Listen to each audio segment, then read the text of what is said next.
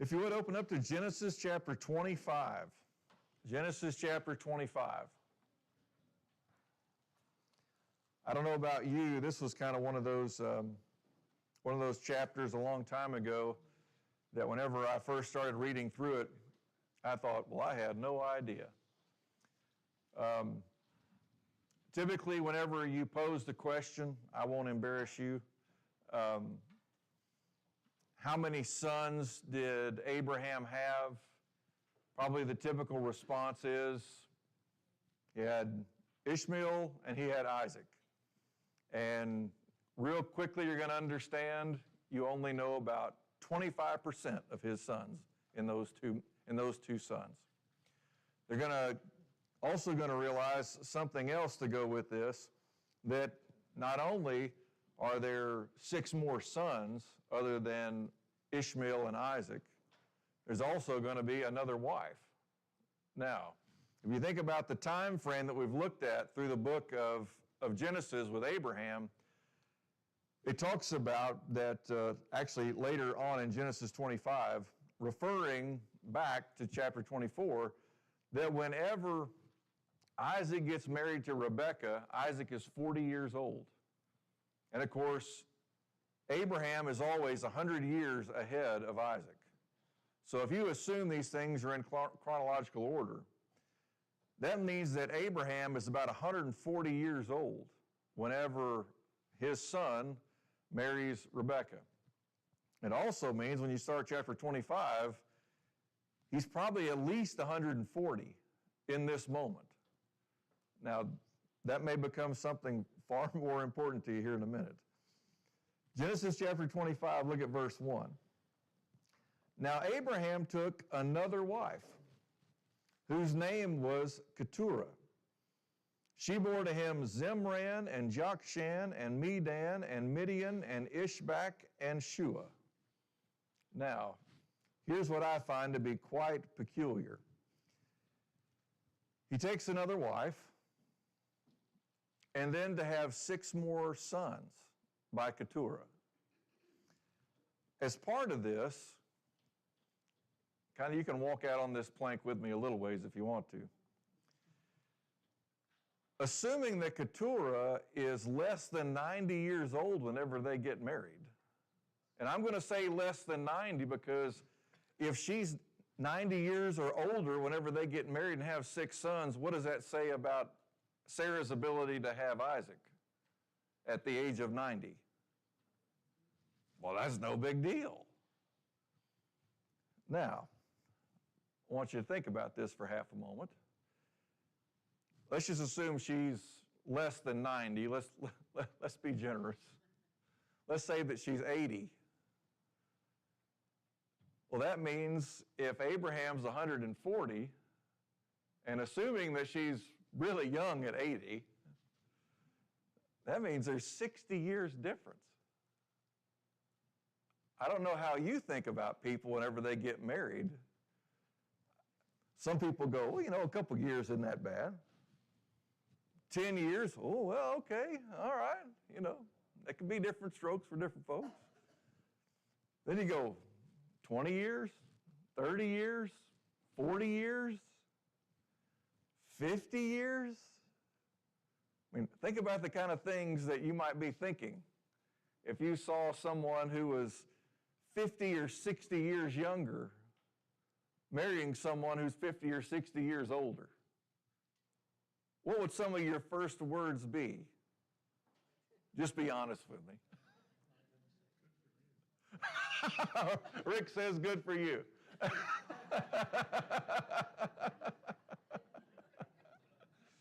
Would you typically think, this is probably not the wisest thing to do? All right, Peggy says it's probably not going to work. But the reason I bring this up is because it sounds so foolish on the surface to us, right? But I want to show you what happens. So, however much amount of time it took for them to have 6 sons over the course of time, I don't know, but you can definitely tell that Keturah is definitely far younger than Abraham is in any way. But in these 6 sons, is there anyone in there that you think you've heard of before? Midian. Now, Midian is the one out of these 6 that really has a story that propels forward. The other 5, every once in a while you run into some parallels, but it's very, very rare, especially compared to Midian.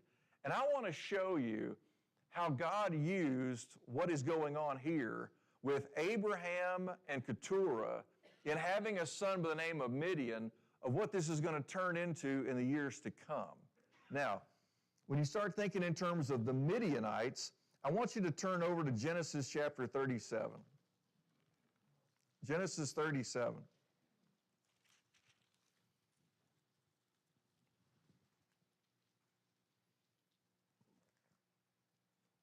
If you remember, this is the part of Genesis where you read about some of the other aspects of Joseph being thrown into the pit. His brothers really hate him. And as all of this kind of comes together, they even go ahead and fake his death. If you look at verse 34, it says, "So Jacob tore his clothes and put sackcloth on his loins and mourned for his son many days." And so Genesis 37, 34. Then verse 35. "Then all his sons and all his daughters," and it does say daughters plural, so there is another daughter other than Dinah, if you've read ahead, "arose to comfort him, but he refused to be comforted. He said, 'Surely I will go down to Sheol in mourning for my son.' So his father wept for him." It's interesting to me that none of those brothers had any thought of telling him the truth, even though watching their father mourn like this. Verse 36. "Meanwhile, the Midianites sold him," talking about Joseph, "in Egypt to Potiphar, Pharaoh's officer, the captain of the bodyguard." So here we are within just maybe 150, 200 years, and going, here's the Midianites. What have they already turned into?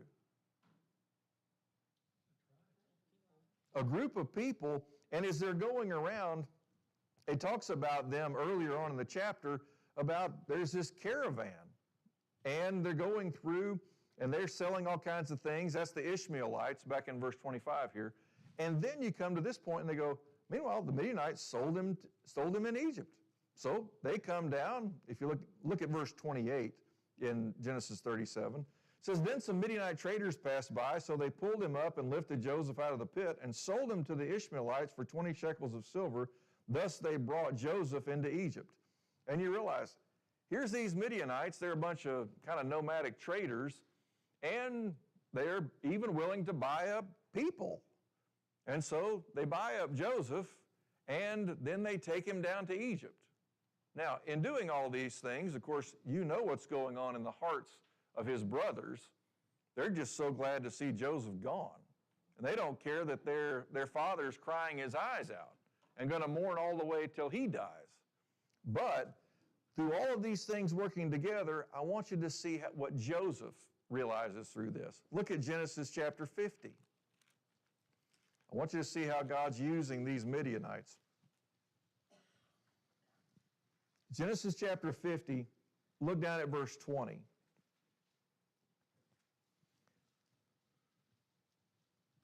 "So after Jacob, or Israel, has already died, then these brothers come back and they realize, you know what, Dad's not here to spare us anymore. And so they have to kind of make up a story about, hey, Dad said to take it easy on us after you die. That's not literally what he says, but you get the idea. Then, Genesis chapter 50, verse 20. Well, let's back up to 18. "Then his brothers also came and fell down before him," talking about Joseph, "and said, 'Behold, we are your servants.' But Joseph said to them, 'Do not be afraid, for am I in God's place? As for you, you meant evil against me, but God meant it for good, in order to bring about what this present result, to preserve many people alive. So therefore, do not be afraid. I will provide for you and your little ones.' So he comforted them and spoke kindly to them." Did God have a plan to use these Midianites? Yeah, whenever Abraham and Keturah are getting married, God's already got the plan. I'm going to use their later descendants of Midian, and I'm going to use them whenever all of a sudden God's own people are trying to sell off one of their own because they don't like the favor that he's been given by God and by his father. And because of that, Joseph now looks back in life and he sees what God has done and how God used these Midianites to bring him from there where he was in the pit all the way down here to Egypt, where now he sits as the number 2 man in really the most powerful earthly kingdom on the earth at the time. And yet he looks at this, he says, your motives were evil, but God used your evil motives for what was good. What does that tell you about who God is? And yet, you see how these Midianites kind of continue a tale. Look at Exodus chapter 2. Look at how God's going to use these descendants of Midian later. Look at verse 15. Moses has killed an Egyptian by this point, and he's on the run. Verse 15. Says, when Pharaoh heard of this matter, he tried to kill Moses, but Moses fled from the presence of Pharaoh and settled in the land of Midian, and he sat down by a well. So here he is on the run. He finally gets someplace that he feels safe, and he sits down by a well. You're going to start to see how many stories there are, especially at this time and before, that have to do with somebody coming to a well, and things seem to, I don't know, kind of like wedding bells just kind of start to ring. Verse 16. Now the priest of Midian had 7 daughters. How about that? And they came to draw water and filled the troughs to water their father's flock. So, of course, here's this priest of Midian. Apparently he has a large flock, and they're what we would probably think of in terms of shepherdesses. And so they come to take care of these things. Verse 17. Then the shepherds came and drove them away, but Moses stood up and helped them and watered their flock. When they came to Reuel, their father, he said, why have you come back so soon today? How'd you work so quickly today, girls? I don't know how you feel whenever your kids, whenever they were young, they go up and they brush their teeth really fast and they come back down and you go, how'd you do it so fast? I don't know if that's what he's asking, but at the same time, he says, what enabled things to come together so quickly today rather than typically? Verse 19. So they said, an Egyptian delivered us from the hand of the shepherds, and what is more, he even drew the water for us and watered the flock. What does that tell you about Moses? He's a servant. He's on the run, and yet he still finds time to serve others. Isn't that a unique little thought? And here it is. He's with these 7 daughters of the priest of Midian. Then, verse 20. He said to his daughters, where is he then? Why is it that you have left the man behind? Invite him to have something to eat. Moses was willing to dwell with the man, and he gave his daughter Zipporah to Moses. All of a sudden you realize these Midianites, basically their descendants turn into Moses' wife, Zipporah. Zipporah is one of those 7 daughters of this priest of Midian. And so as these things continue on, it's going to go on through the chapter to talk about how they're going to give birth to a son by the name of Gershom, because he says, I've been a sojourner in a foreign land. Look at Exodus chapter 3. Look at verse 1. Now Moses was pasturing the flock of Jethro, his father-in-law. Well, guess who's not going out so much anymore? I guess the daughters aren't out there doing it so much as Moses is now. He says, and the priest of Midian, and he led the flock to the west side of the wilderness and came to Horeb, the mountain of God. The angel of the Lord appeared to him in a blazing fire from the midst of a bush. And he looked, and behold, the bush was burning with fire, yet the bush was not consumed. So Moses said, I must turn aside now and see this marvelous sight, why the bush is not burned up. Once again, how has God used the descendants of Midian? He says, to bring you out here to Mount Horeb. And what is going to happen at Mount Horeb? Here's the burning bush, and then what's going to happen eventually? God's going to speak to Moses. And you realize, do you see how God is using these Midianites to intertwine within his plan all along? What seems so wild and crazy back in Genesis, all of a sudden you can see with a little more clarity. I mean, to think of somebody marrying a person who's probably 60 years of age or more difference, we look at that and we go, this is probably the dumbest thing ever. And then who's at work? God is. Sometimes the little things that we look at and we go, this doesn't make any sense whatsoever. And God says, maybe you should look from my point of view, because it's all going to make sense. Chuck.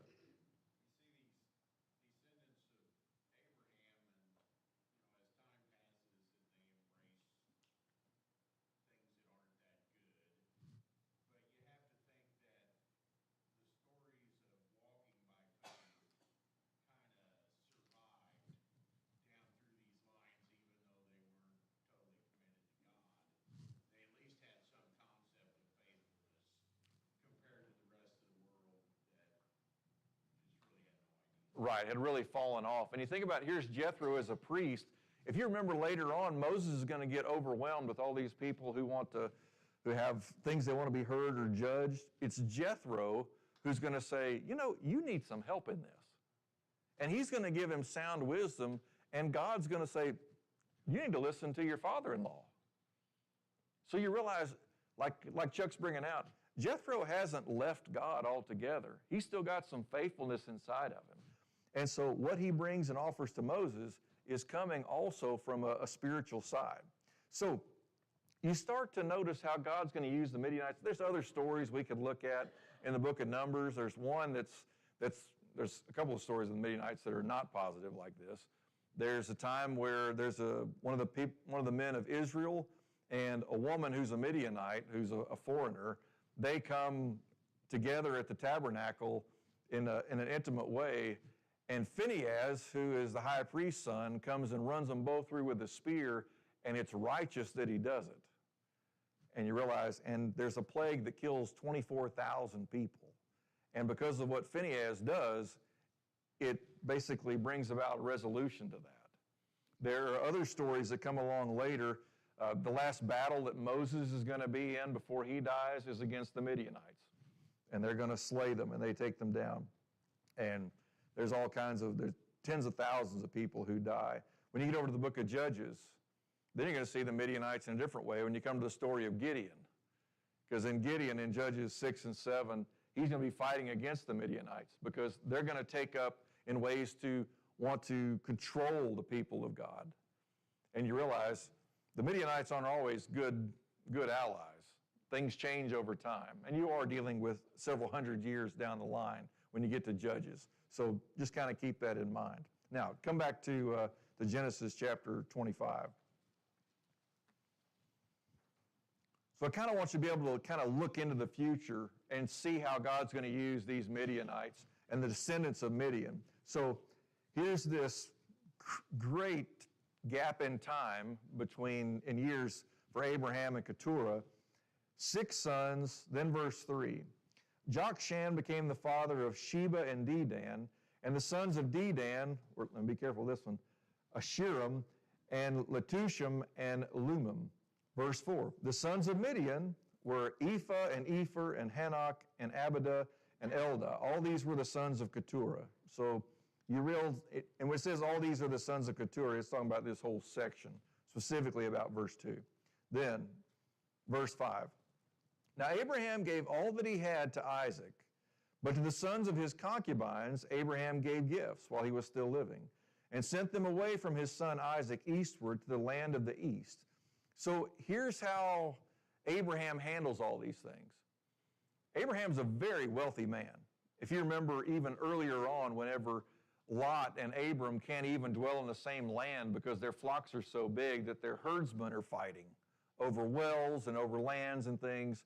He's so wealthy that the wealth really caused a divide even between him and his nephew Lot.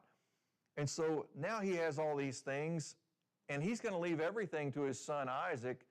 Yet for these other descendants that he has, and these 6 sons of Keturah and Ishmael, he says he's going to give them gifts as they go, and he's going to just push them out to other areas and other places. Now, if you remember, Ishmael actually goes down southwest toward Egypt is where he dwells. And these others are going to push on toward the east. And you're going to realize they're going to stay there for most of the time, maybe head a little bit down further south. But here it is, Abraham, once again, you see all these promises are through Isaac. So he's going to leave the vast majority of his possessions to Isaac himself. Then, verse 7. Notice where we get to here.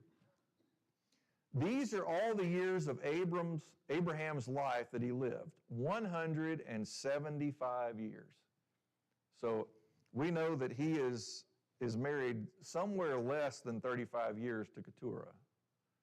In terms of, he's married probably around the age of 140 plus or minus, and then he dies at 175. And to think, with all these things going on, to be 175 years old. Now, I don't know if you've realized this yet or not, but we started studying Abraham right around Thanksgiving of last year.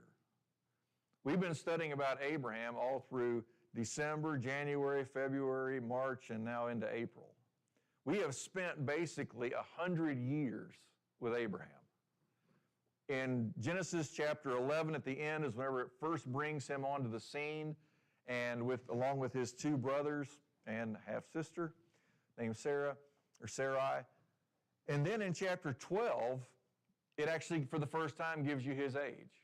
And he's 75 years old at that point. And so now here he is dying at the age of 175, and so we've spent 100 years with Abraham. If you start kind of doing the math, well, that puts Isaac at what age? He's always 100 years behind. He's 75 years old. Ishmael is about 88 years old. Jacob and Esau, who you haven't even read about being born yet because it's going to finish out the chapter that way, they're 15 years old at this point in time. Because later on it's going to tell you that Isaac and Rebekah give birth to the twins of Jacob and Esau whenever Isaac is 60 years old. So to think, Abraham has grandsons in terms of Jacob and Esau who are 15. He has two sons, one of which is 75, the other which is 88. This same kind of thing throws me off sometimes. Whenever we have someone of our brethren who dies and they're like in their upper 90s or maybe close to 100, and sometimes I've just talked to their family on the phone or something, and then all of a sudden comes time to greet each other, and you forget, oh yeah, your mom or your dad was 98, so why should I not expect you to be in your 70s? Sometimes you're talking to children, you expect them to be much younger. But here's that situation. Now, here's why we come to all that. Typically, when it comes time for someone's departure, for their funeral, do you ever start to think back on how they affected your life? Do you ever think about the things you've learned from them? You know, an old wise man said, you know, everybody's an example. It's just a matter of whether they're a good example or a bad example. And whenever you think about Abraham, from the point of view of, let's start off with Ishmael. What do you think Ishmael would remember about his father? What do you think he would have learned from his father? Ishmael has kind of a different experience, doesn't he? I mean, Ishmael's about maybe 15, 16 years old whenever Hagar and Ishmael are basically told to leave. If you remember, Sarah says, I don't want them here. And it really distresses Abraham. And then God speaks to Abraham and says, don't be distressed. He says, let her go. And to think Ishmael's experience with Abraham is a lot different, isn't it? Now, then you think about Isaac's experience with Abraham. Sometimes whenever I think about visitations in the times where really it's just the family, you know, the friends have either already come through or they're about to come through. And you start to kind of share stories with each other, maybe stories that have not been heard or been seldom told. Can you imagine what it would be like for Ishmael and Isaac to be together and for Isaac to say, I never told you this story. There was a time where Dad and I traveled for 3 days with 2 of the servants. And he was going to kill me. And he tied me up. And an angel told him not to kill me. And he didn't. And there was a ram in the background, and Dad offered him up instead.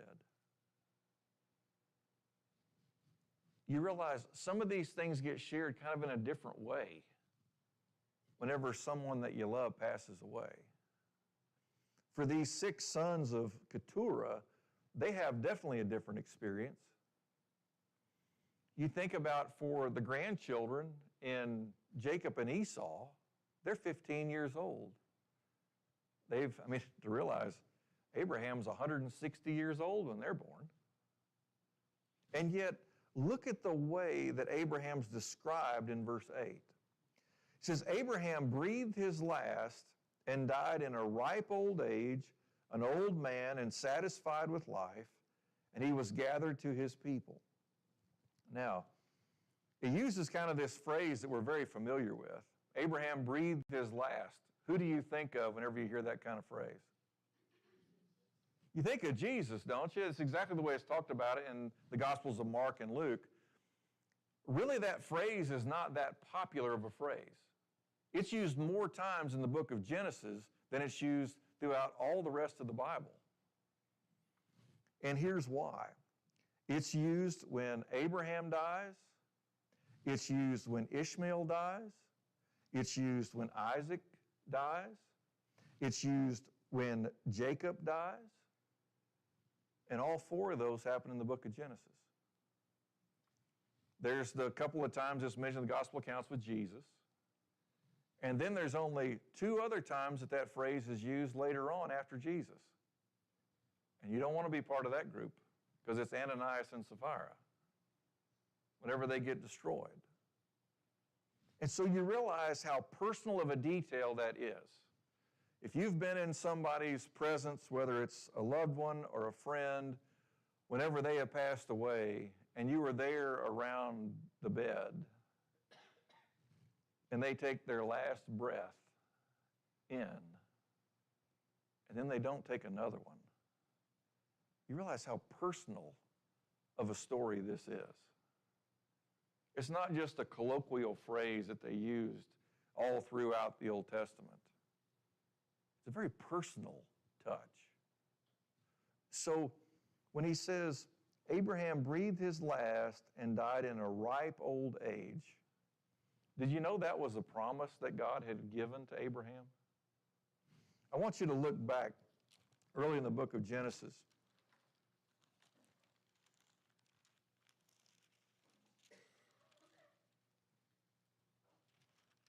And I'll tell you where here in just a second. As he goes back through, he makes a promise to him. Look back at Genesis chapter 15.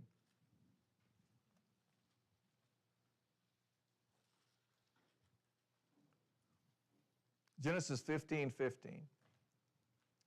This is part of the promises that God is giving to Abram. And he says, as for you, he's just talked about what's going to happen to his descendants. Later on, he's going to talk about 400 years later, what's going to happen. Verse 15, as for you, you shall go to your fathers in peace. You will be buried at a good old age. 175 sound like a good old age to you? I think so. So once again, what do you notice about God? What do you notice about the covenant God? He keeps his promises. And so whenever you come back to Genesis 25, and he says, Abraham breathed his last. He died at a good old age. Ripe old age sounds kind of different. He says an old man, and then you get this little term, satisfied with life.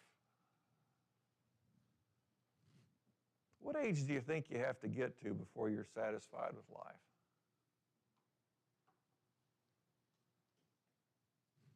You ever been around somebody who's advanced in age, and they start using some terms like, I don't know why I'm still here. You ever had that experience? Now, you think about Abraham, at the age of 140, he's going to get married again. I know what you're thinking. I'm not going to let Carey talk to my 95-year-old grandmother. But you realize with this too of going, so many times we may feel like, what more could I do? How could I even be helpful in this situation? And yet can the Lord still use you if you will submit to Him? You realize He can. And God used Abraham all the way up to the end. He says, and he's satisfied with life. He got to see what happened with his sons. He got to see even his own grandsons. Time in terms of seeing all these different promises that God had kept. Chuck.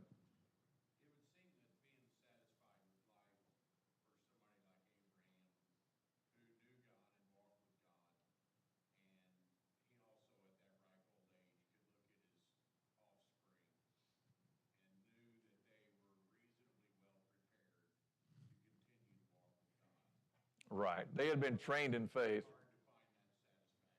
Right. To see the stability they had because of knowing this relationship with God that his descendants had. So, and then notice this other detail, and this is kind of a different way of saying it perhaps than we do, but I think it's got a very similar meaning. He says, and he was gathered to his people. Think in those terms. He was gathered to his people. It's not he actively. The family starts to come around.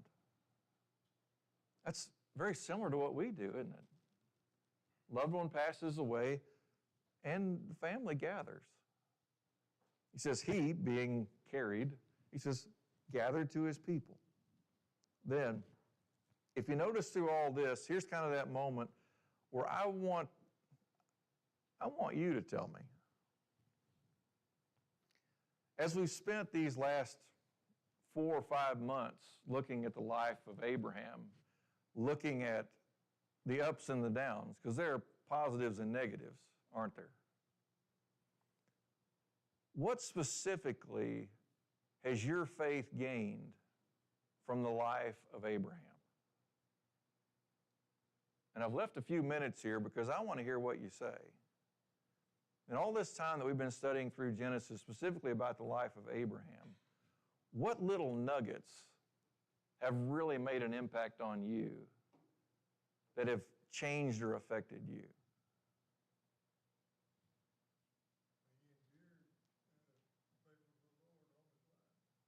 Think about terms of faithfulness. Faithfulness as he goes through, even over 100 years.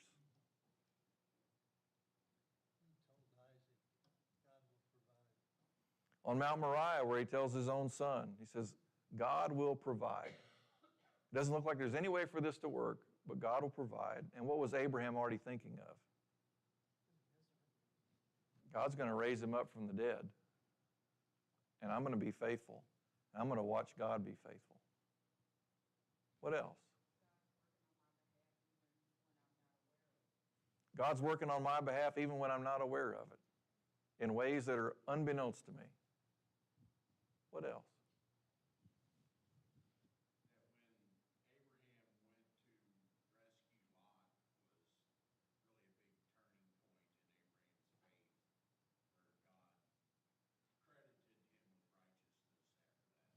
Right. Whenever Lot's been taken captive by Chedorlaomer and some of the other kings, and realize Abraham had already been told, I will bless those who bless you, and if anyone curses you, I will curse them. And that's the first time that Abraham really jumps into that headlong, to go, I'm going to go and fight for my nephew Lot to get him back.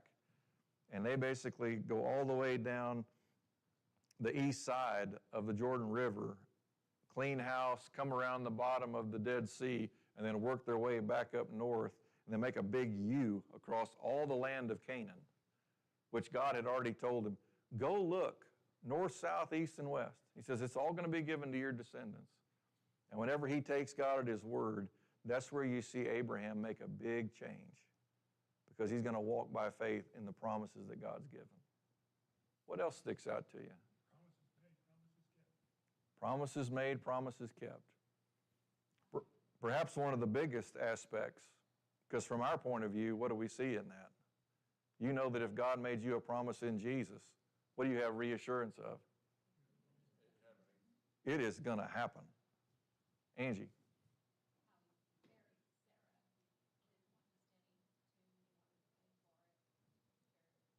Even though most of the time, whenever someone's mourning, people will show a lot of compassion, he still wants to pay for it himself.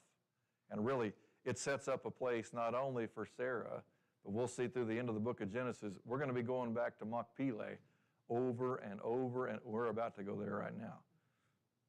Anything else? Shay?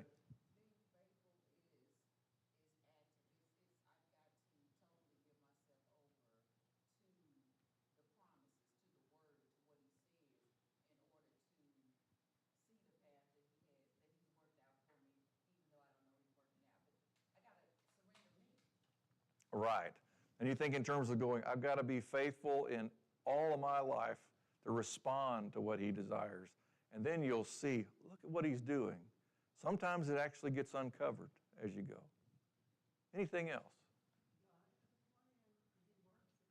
God has a plan and he works it. Even if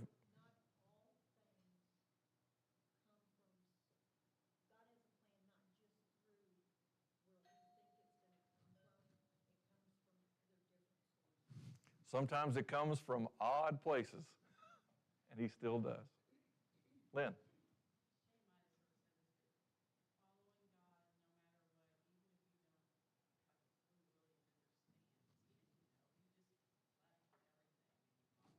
Right. You think about basically going all in terms of going, I'll follow even if it doesn't make any sense.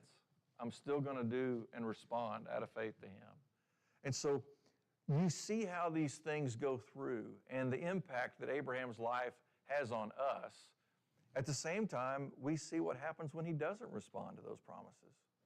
I mean, earlier on with Pharaoh and how they are deceptive about the relationship between Sarah and Abraham, even though they've been told, look, I'm going to bless those who bless you, I'm going to curse those who curse you.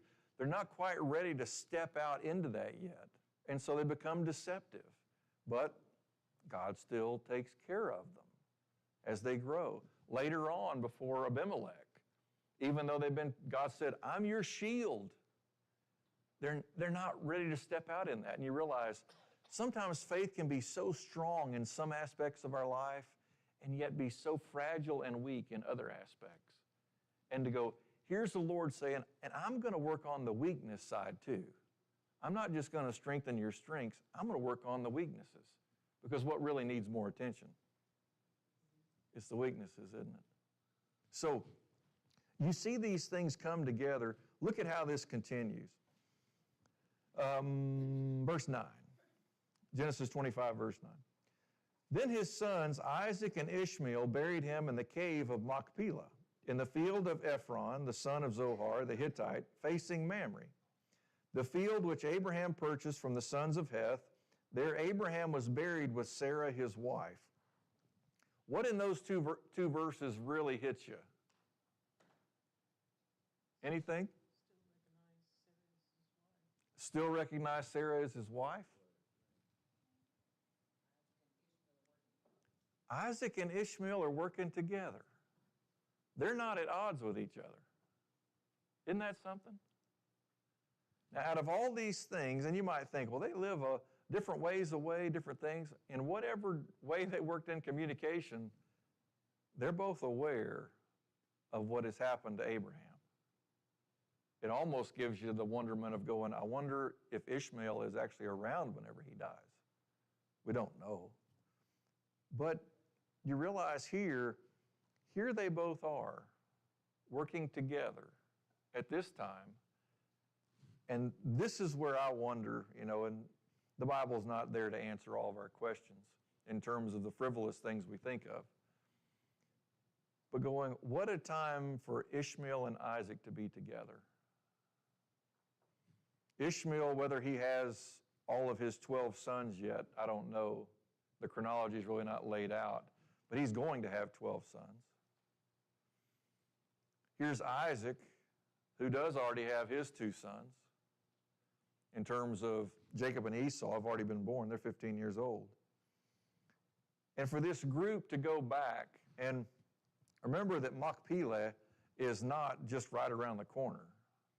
This took a lot of effort, and they're working together to do it, to take their father's body back up to the cave, and to think how different it was when they had gone there the first time.